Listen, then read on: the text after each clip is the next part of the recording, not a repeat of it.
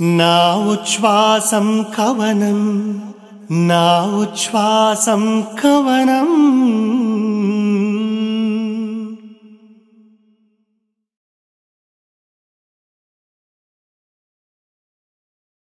నమస్కారం. Sri Developers Naa Uchchvasam Kavanam powered by University of Silicon Andhra Manabadi, Deltas Srihari Panchatulasi, Lohitha Rice, co sponsored by LIC of India, Union Bank of India. కార్యక్రమానికి స్వాగతం, సుస్వాగతం. నా ఉచ్ఛ్వాసం కవనం.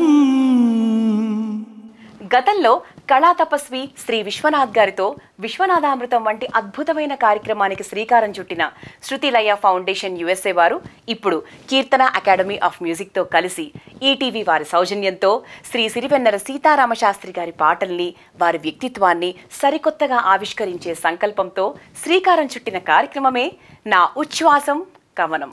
ఈ కార్యక్రమంలో ఎంతో మంది సినీ ప్రముఖులు, సాహితీవేత్తలు సీతారామశాస్త్రి గారితో వారి అనుభవాలను, అనుభూతులను మనందరితో పంచుకోబోతున్నారు. అంతేకాక తెలుగు సినీ పరిశ్రమకు చెందిన దాదాపు 25 మంది ప్రముఖ సినీ గాయకులు శాస్త్రి గారి పాటలు పాడి మనందరినీ అలరించబోతున్నారు.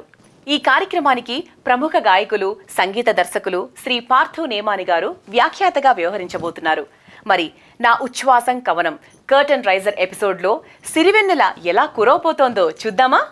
నా ఉచ్ఛ్వాసం కవనం.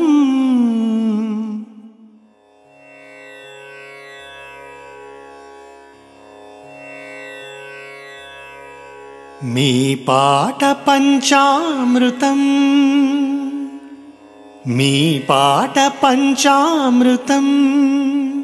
మీ గీతాన గీర్వాణి స్నానాలు సాగించి, మీ పాట పంచామృతం. మీ గీతాన గీర్వాణి స్నానాలు సాగించి, మీ పాట పంచామృతం. వల్లకి మీటగ పల్లవ పాణి అంగుళి చేసి మీ పల్లవిని, వల్లకి మీటగ పల్లవ పాణి అంగుళి చేసి మీ పల్లవిని. శారద స్వరముల సంచారానికి చరణములందించెనా, మీ పాట పంచామృతం. మీ గీతాన గీర్వాణి స్నానాలు సాగించి, మీ పాట పంచామృతం.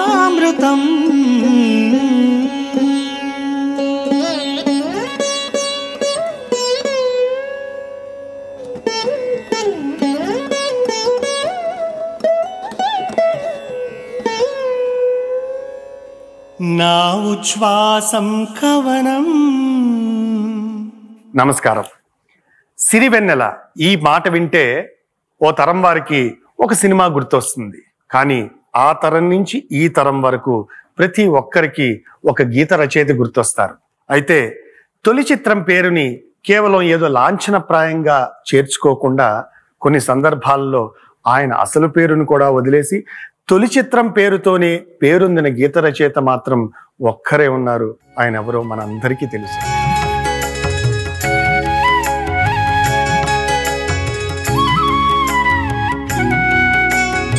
వెన్నెలలాగా ఆయన భావాలు స్వచ్ఛంగా ఉంటాయి. అచ్చమైన భాష ఆయన సిరి. అన్ని వయసుల ప్రేక్షక శ్రోతలను సమంగా అలరిస్తూ అందరిలోనూ మౌలికంగా ఉన్న మనిషితనం తన దస్తూరిగా 1984 నుండి నిన్న మొన్నటి వరకు నిరాటంకంగా వేలాది పాటలు రచించినటువంటి ఆ గీత రచయిత మరెవరో కాదు, మన శ్రీ సిరివెన్నెల సీతారామశాస్త్రి గారు. పాట పుట్టుక కోసం సీతారామశాస్త్రి మనస్సు అనే క్షీరసాగరాన్ని మధిస్తే పుట్టిన పాటల తరంగమే సిరి వెన్నెల వెరసి సిరివెన్నెల అంతరంగం.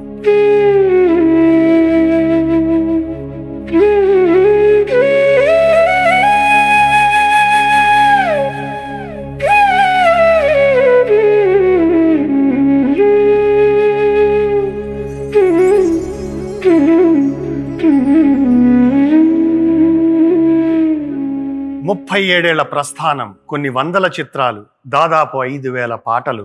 ఈ వేలాది పాటలని కొన్ని వందల వేల సార్లు విన్న లక్షలాది మంది అభిమానులు. వీటన్నింటినీ ఒకటో రెండో విశేష కార్యక్రమాల్లో చెప్పి చుట్టేయడం అసాధ్యం. ఆయన పాటలు వింటూ ఆ పాటలలో తమ ప్రతిబింబాలను చూసుకుంటూ తమ జీవన గమనాన్ని నిర్దేశించుకుంటున్న శ్రోతలు ఎంతోమంది ఉన్నారు. అలాగే తరాలు మారుతున్నా సిరివెన్నెల సిరాదారుల్లో ఇసుమంతైన వసివాడని మేలు పసిడి ఛాయలలోని మెరుపు వెలుగులలో సెల్ఫీలు తీసుకుంటున్న కుర్రకారు ఉన్నారు. పున్నమి నాటి చంద్రుడు తరుగుతూ ఉన్నప్పుడు ఆ వెన్నెల కూడా కరుగుతూనే ఉంటుంది. కానీ ఆ వెన్నెల పంచిన సిరి మాత్రం మనతోనే మిగిలిపోతుంది. అలాగే సీతారామ శాస్త్రి గారు ఇవాళ భౌతికంగా మన మధ్య లేకపోయినప్పటికీ ఆయన పంచిన అద్భుత భావాక్షరాల సిరి మాత్రం మనతోనే ఉండిపోయింది, మన నర నరాన నిండిపోయింది.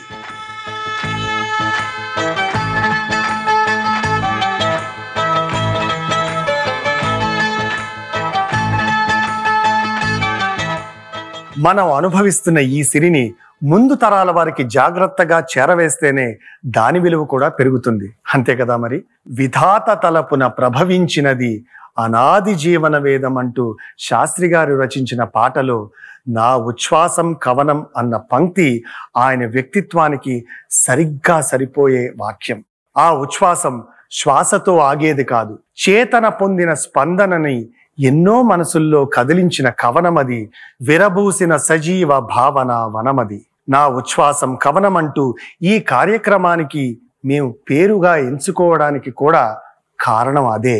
నా ఉచ్ఛ్వాసం కవనం. ఇందులో భాగంగా సీతారామ శాస్త్రి గారి సినీ సాహిత్య ప్రస్థానంలో భాగస్వామ్యం వహించిన నటులు, దర్శక నిర్మాతలు, సంగీత దర్శకులు, గాయని గాయకులు వీళ్ళందరితో సంభాషణలు జరిపి శాస్త్రి గారితో వారికున్న అనుభవాలను, అనుభూతులను మేము తెలుసుకుని మీకు చేరవేయడమే మా ముఖ్య ఉద్దేశం.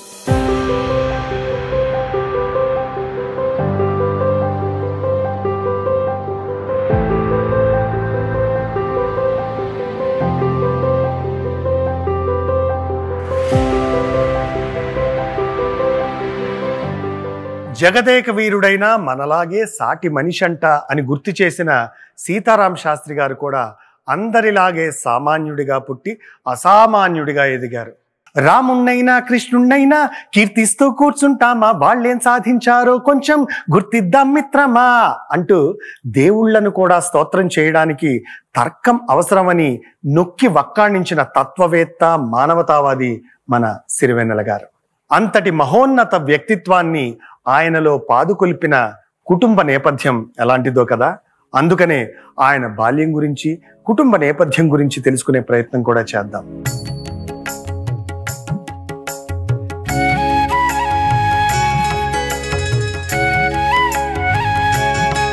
శ్రీ సీతారాం శాస్త్రి గారు శ్రీ చేంబోలు వెంకటయోగి మరియు సుబ్బలక్ష్మి దంపతులకు ప్రథమ సంతానంగా 1955 మే 20వ తారీఖున అనకాపల్లిలో జన్మించారు. వీరికి 2 తమ్ముళ్ళు, 2 చెల్లెళ్ళు.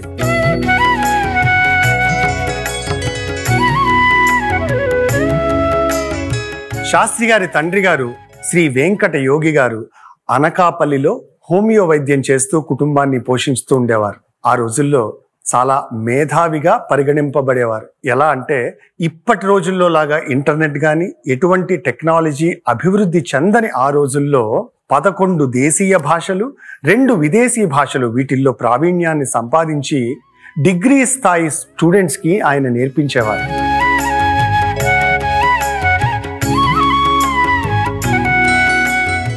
చిన్నప్పటి నుంచి శాస్త్రి గారికి డైరీ రాసే అలవాటు ఉంది. ఒకసారి వాళ్ళ నాన్నగారు ఆ డైరీని చదవడం జరిగిందట. అప్పుడు శాస్త్రి గారికి చాలా కోపం వచ్చిందట. ఇంకొకరి డైరీ చదవడం కుసంస్కారం కదా అని తండ్రినే అడిగారట ఆయన. దానికి శాస్త్రి గారి నాన్నగారు నవ్వి, మన జీవితాలు తెరిచిన పుస్తకాల్లా ఉండాలి తప్ప చీకటి కూపాలుగా ఉండకూడదు, ఎవరికీ తెలియని తప్పులు రాసుకునేందుకు కాదు డైరీ ఉన్నది అని చెప్పారంట. ఆ మాటలు తన మీద ఎంతో ప్రభావం చూపించాయని శాస్త్రి గారు చాలా సందర్భాల్లో చెప్పడం జరిగింది.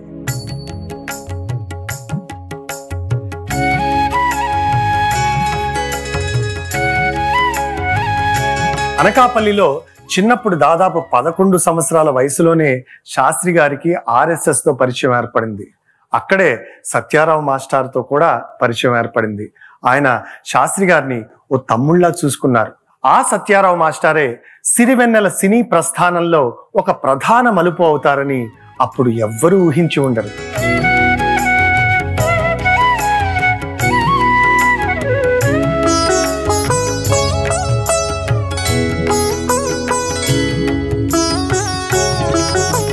అందరి తండ్రులలాగానే శాస్త్రి గారి తండ్రి గారు యోగి గారికి కూడా తమ పిల్లల పట్ల ఆశలు ఉండేవి. తండ్రి కోరికని నిజం చేస్తూ శాస్త్రి గారు ఎంతో కష్టపడి చదివి మెడికల్ ఎంట్రన్స్ రాసి రాష్ట్ర వ్యాప్తంగా 20వ ర్యాంక్ సంపాదించారు. విశాఖపట్నం మెడికల్ కాలేజ్లో సీట్ వచ్చింది.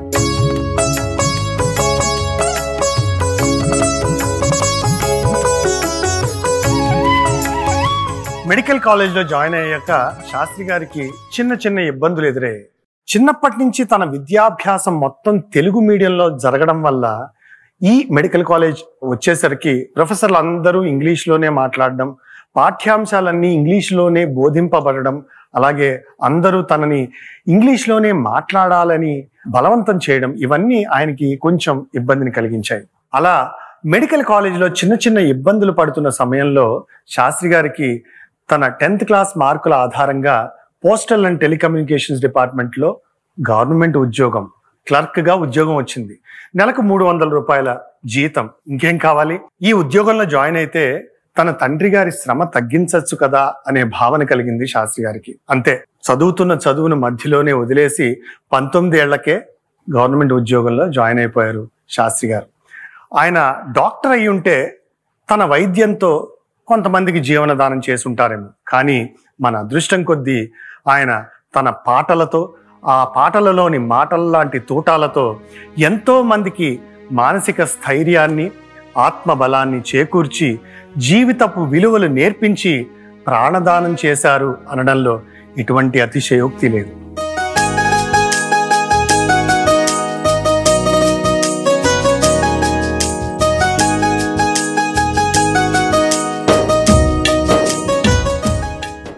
శాస్త్రి గారి వివాహం 1978 మే 28న అనకాపల్లిలో పద్మావతి గారితో జరిగింది. వారికి ముచ్చటగా 3 పిల్లలు. అమ్మాయి శ్రీలలితాదేవి, పెద్దబ్బాయి శ్రీ సాయి యోగీశ్వర శర్మ, రెండో అబ్బాయి రాజా భవానీ శంకర్ శర్మ.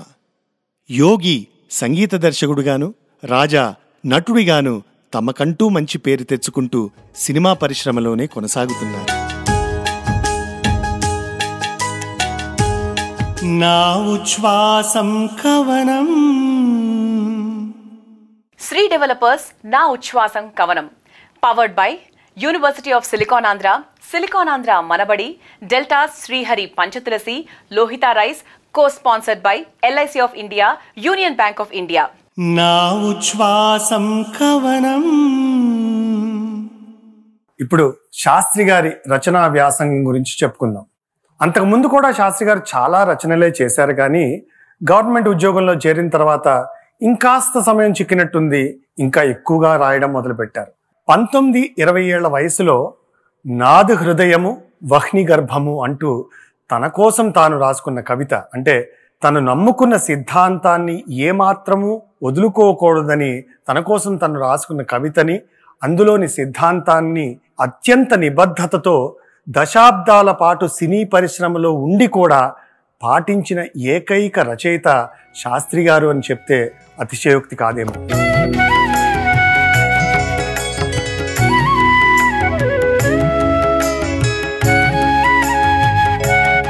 కాకినాడలో సివి కృష్ణారావు గారు అనే సాహితీ ప్రియుడు నెల నెల వెన్నెల అనే కార్యక్రమంతో ఒక సాహిత్య కార్యక్రమాన్ని నిర్వహించేవారు. శాస్త్రి గారికి ఆ కార్యక్రమాల్లో పాల్గొన్నప్పుడే అనేక మంది ప్రసిద్ధ రచయితలతో పరిచయం కలిగింది. అది మొదలు కాకినాడలో ఏ కార్యక్రమం జరిగినా ప్రారంభ గీతం శాస్త్రి గారిదే.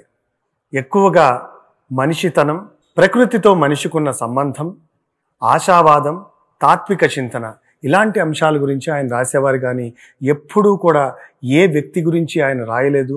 అదే సిద్ధాంతాన్ని సినిమాల్లో వచ్చిన తర్వాత కూడా పాటించారు శాస్త్రి గారు. అప్పట్లో శాస్త్రి గారు భరణి అనే కలం పేరుతో రాసేవారు. ఏ విషయాన్నైనా కూలంకషంగా అధ్యయనం చేసి రాయడం శాస్త్రి గారికి అలవాటు అని ముందే చెప్పుకున్నాం కదా. ఉదాహరణకి టెలిఫోన్ గురించి ఒక బుర్రకథ రాశారు. మామూలుగా అయితే ఇంకెవరైనా అయితే టెలిఫోన్ ఎవరు కనిపెట్టారు, అది ఎలా పనిచేస్తుంది, దానిలోని ముఖ్యంగా ఉండే పార్ట్స్ ఏంటి, ఇలాంటివి మాట్లాడతారు. కాకపోతే శాస్త్రి గారు ఎక్కడ మొదలు పెట్టారో మనం గమనిస్తే ఆశ్చర్యపోతాం. అసలు సంభాషణకున్న ప్రాముఖ్యత ఏంటి, మనిషి ఎందుకు సంభాషించుకోవాలి, అలాగే దూరంగా ఉన్న మనుషులతో ఎలా మాట్లాడాలి అనేటువంటి విషయాలను ప్రస్తావించి అప్పుడు టెలిఫోన్ గురించి, వైర్లెస్ వంటి టెక్నాలజికల్ విషయాల గురించి ఆయన అందులో ప్రస్తావించడం జరిగింది. అది శాస్త్రి గారికి ఒక విషయం పట్ల ఉన్న నిబద్ధత.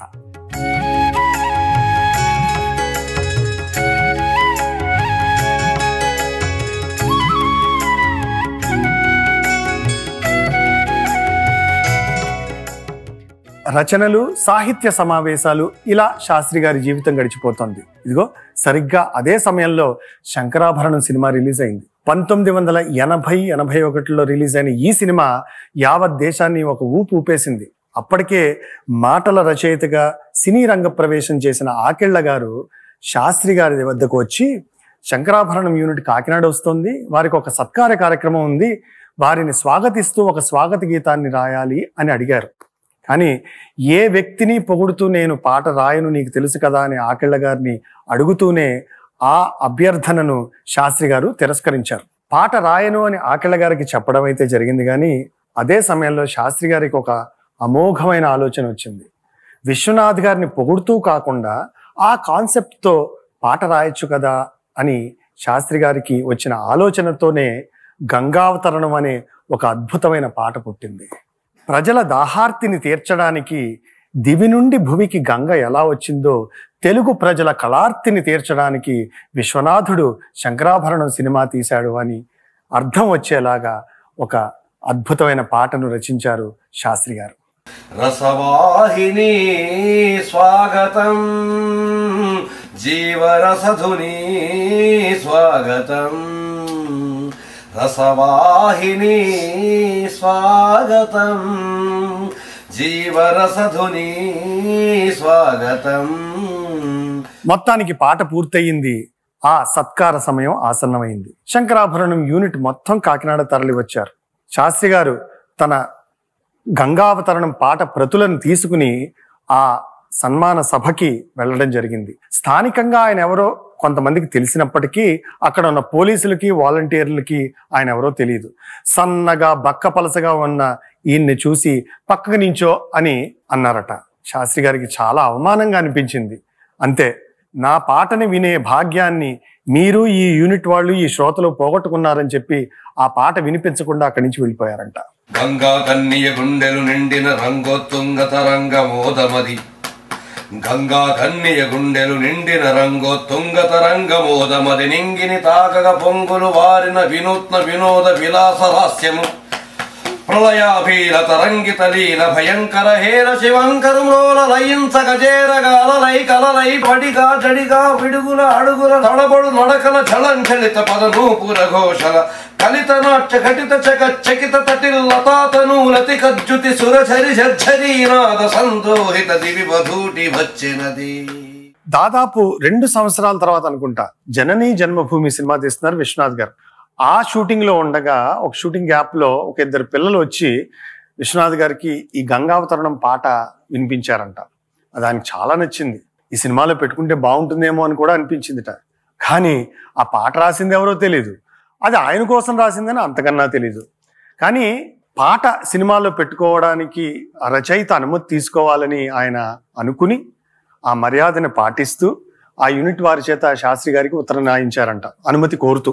ఆ ఉత్తరాన్ని అందుకున్న సీతారామ శాస్త్రి గారు నిరభ్యంతరంగా వాడుకోండి, ఇది ఆయన కోసం రాసిన పాటే, నాకు ఎటువంటి పారితోషికం అవసరం లేదు, కానీ నా పేరు మాత్రం వేయండి అని అడిగారంట. ఆ తర్వాత జననీ జన్మభూమి ఆడియో రిలీజ్ అయింది. అప్పట్లో క్యాసెట్లు ఉండేది. సీతారామ శాస్త్రి గారు చాలా ఆనందంగా ఒక 30 క్యాసెట్లని ఒకేసారి కొనేశారట. కాకపోతే ఆ క్యాసెట్లలో ఆ పాట లేదు, ఆయన పేరు లేదు. చాలా నిరుత్సాహపడిపోయారంట.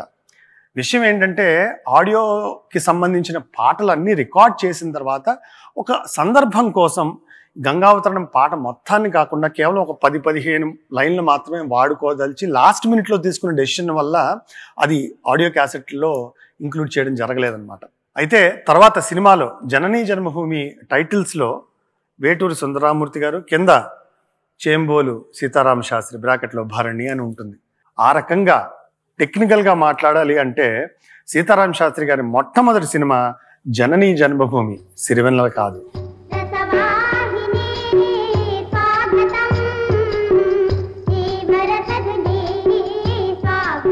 అలాగే ఈ సందర్భంలో మరొక చిన్న విషయం, అంటే చాలా తక్కువ మందికి తెలిసిన విషయం, సిరివెన్నెలకు ముందే స్వాతి ముత్యం రిలీజ్ అయింది, విశ్వనాథ్ గారి సినిమా అది కూడా. అందులో బాగా పాపులర్ అయిన పాట లాలీ లాలీ లాలీ లాలీ. ఈ పాట తెలియని వాళ్ళు తెలుగు ప్రేక్షకుడు అంటూ ఉంటాడని నేను అయితే అనుకోను. ఈ పాటని సి నారాయణ రెడ్డి గారు రచించారు. అయితే ఈ పాట ఇంకొక వర్షన్, ఒక పాథోస్ వర్షన్ చివరిలో కమల్ హాసన్ పెద్దవాడు అయిపోయిన తర్వాత పిల్లల దగ్గర కూర్చోబెట్టుకుని బ్యాక్గ్రౌండ్లో వర్షన్ వస్తుందన్నమాట, సెకండ్ వర్షన్. ఆ పాటని విశ్వనాథ్ గారు అడిగి సీతారామ శాస్త్రి గారితో రాయించుకున్నారు. ఇది చాలా తక్కువ మందికి తెలుసు. దాని తర్వాతే సిరివెన్నెల సినిమా రిలీజ్ అయింది. కాకపోతే ఒక ఫుల్ ఫ్లెడ్జ్డ్ రైటర్గా పూర్తి స్థాయిలో పాటల్ని, అది కూడా సినిమాలోని అన్ని పాటల్ని సీతారామ శాస్త్రి గారే రాయడం వల్ల ఆయనకి సిరివెన్నెల సీతారామ శాస్త్రి గారు అని పేరు వచ్చింది. టెక్నికల్గా చాలామంది కూడా అదే ఆయన మొదటి సినిమా అని అనుకుంటూ ఉంటారు.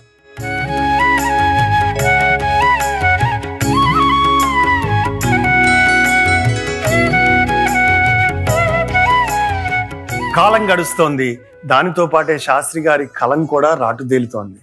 ఆయన రచనలోని వాడి చూసి సత్యారావు మాస్టారు ఆయన్ని మరింతగా ప్రోత్సహించడం మొదలుపెట్టారు. అదే సమయంలో ఆకెళ్ల గారు మెడ్రాస్ నుంచి శాస్త్రి గారికి ఒక ఉత్తరం రాశారు. విశ్వనాథ్ గారు ఒక సినిమా తీస్తున్నారు, అందులో నువ్వు పాటలు రాసే అవకాశం ఉంది, కాబట్టి నువ్వు మెడ్రాస్ వచ్చి వెంటనే విశ్వనాథ్ గారిని కలు అన్నది ఆ ఉత్తరంలోని సారాంశం. కానీ శాస్త్రి గారి మనసు మాత్రం దానికి అంగీకరించలేదు. కారణం ఏంటంటే అప్పుడు ఆయన MA కోర్స్ చేస్తున్నారు, పరీక్షలు కూడా దగ్గర పడుతున్నాయి. ఈ సినిమాల్లో పాటలు రాయడం, ఎన్ని పాటలు రాస్తామో తెలియదు. ఒక్క పాట రాసినా అది రిలీజ్ అవ్వడానికి దాదాపు 6-7 నెలలు వెయిట్ చేయాల్సి వస్తుంది.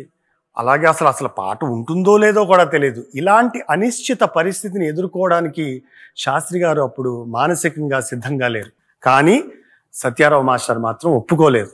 ఎట్టి పరిస్థితుల్లోనూ నువ్వు మెడ్రాస్ వెళ్లాల్సిందే, విశ్వనాథ్ గారిని కలవాల్సిందే అని చెప్పి ట్రైన్ టికెట్ కొని ఆయన చేతుల్లో కొంచెం డబ్బులు పెట్టి మధ్యలో దిగిపోతారేమో అనే భయంతో ఆయన విజయవాడ వరకు వెళ్ళి వెనక్కి తిరిగి వచ్చారట. ఆ రకంగా శాస్త్రి గారు మళ్ళీ మెడ్రాస్లో అడుగుపెట్టారు.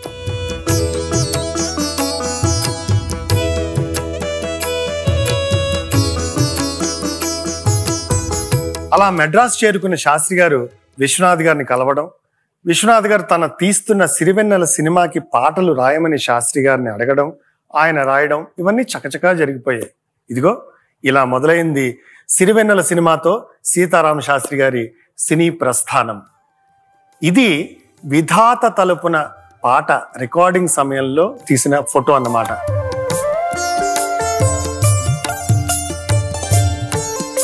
విధాత తలపున ప్రభవించినది అనాది జీవన వేదం, విరించినై విరచించి తిని విపంచినై వినిపించి తిని. ఈ పాట తెలియని తెలుగు సినీ ప్రేక్షకుడు ఉంటాడు అంటే నేను మాత్రం నమ్మను. ఈ పాటని పాడడానికి బాలుగారు రికార్డింగ్ స్టూడియోకి వచ్చినప్పుడు విశ్వనాథ్ గారు శాస్త్రి గారిని ఆయనకి పరిచయం చేసి మీరు రాసిన గంగావతరణం పాట కూడా వినిపించమని అడిగారట. అప్పుడు శాస్త్రి గారు గంగావతరణం పాడడం జరిగింది. అది విన్న బాలుగారు మంత్రముగ్ధులైపోయి రాబోయే దశాబ్దం మీది, మీ పాటకి తిరుగులేదు అని ఆశీర్వదించారట. మరి ఆ గాన గంధర్వుడి శుభాశిష్యుల పుణ్యమా అని ఒక దశాబ్దం ఏమిటి, దాదాపు 4 దశాబ్దాల పాటు సీతారామ శాస్త్రి గారి కలం సిరివెన్నెలలు కురిపిస్తూనే ఉంది.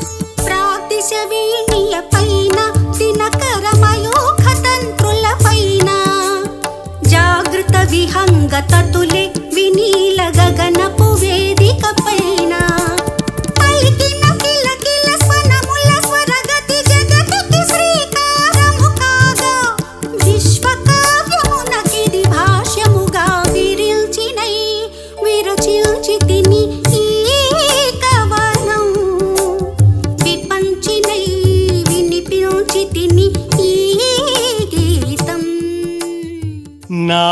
ఉచ్ఛ్వాసం కవనం.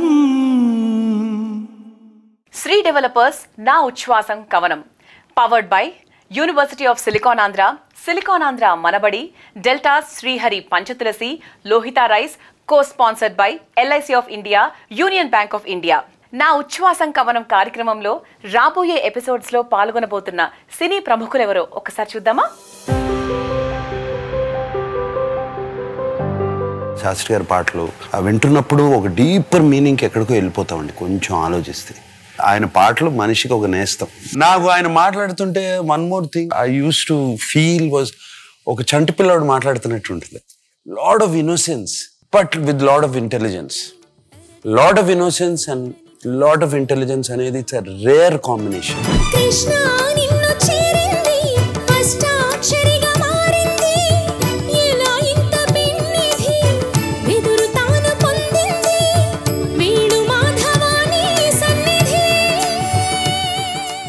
మీరు లైఫ్లో ఎప్పుడు వెనక్కి తిరిగి చూస్తే you will remember some people. ఆయన కానీ ఆవిడ కానీ లేకపోతే మీ లైఫ్లో ఏదో ఒక వెళ్తుంటుంది. సడన్లీ ఆ టైం పీరియడ్ అనేది నా లైఫ్లో డిసప్పేర్ అయిపోతుంది ఆ వ్యక్తి లేకపోతే.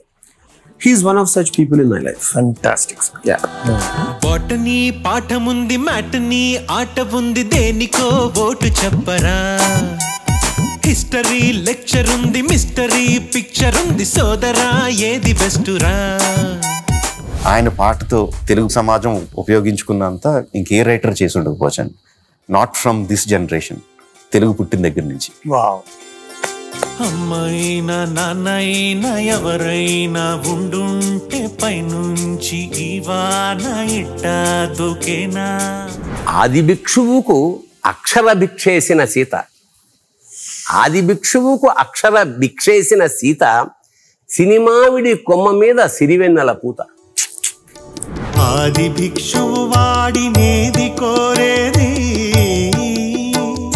బూడిదిచ్చే వాడినేది అడిగేది. నాకు ఇందాటి నుంచి అనిపిస్తుందండి, ఆ పక్క నుంచి ఆయన వచ్చేస్తాడు, రే ఏంట్రా వెనక నుంచి చేస్తాడు. మీరు అసలు ఏ ధైర్యంతో ఈ కథలు ఈ సాహిత్యాన్ని ముందుకు తీసుకెళ్లారు సార్? ఇవన్నీ కూడా ఒక నోబెల్ ప్రైజ్ కి అర్హత ఉన్న కంటెంట్ అన్నమాట గురువు గారు. విద్వేషం పాలించే దేశం ఉంటుందా, విధ్వంసం నిర్మించే స్వర్గం ఉంటుందా. I think he brings down the gap between film songs and poetry. You know, I mean, he was able to bring in the poetry into lyric writing.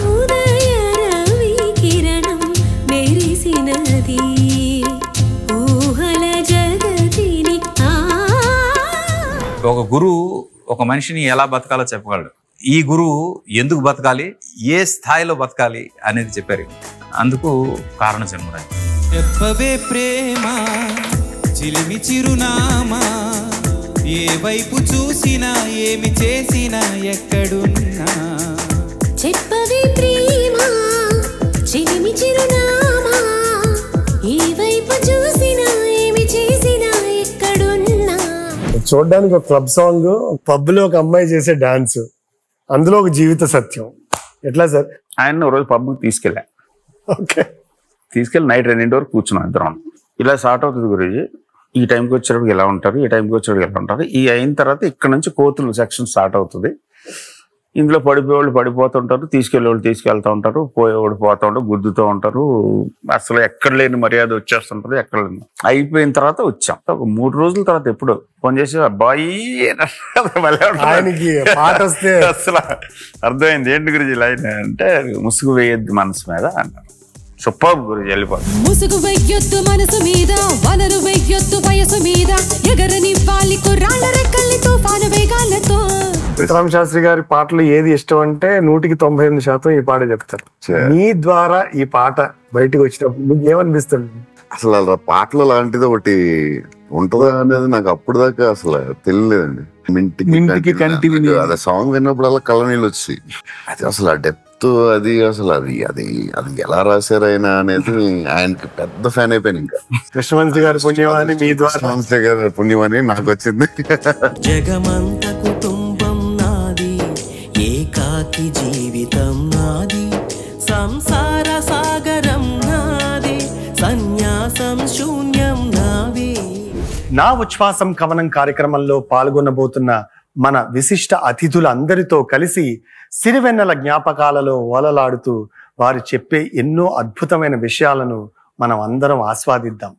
నా ఉచ్ఛ్వాసం కవనం, నా నిశ్వాసం గానం అన్న నా జీవన సంవిధానంతో నా సినిమా పాటల ప్రస్థానం స్టార్ట్ అయింది. నా ఉచ్ఛ్వాసం కవనం, నా ఉచ్ఛ్వాసం కవనం.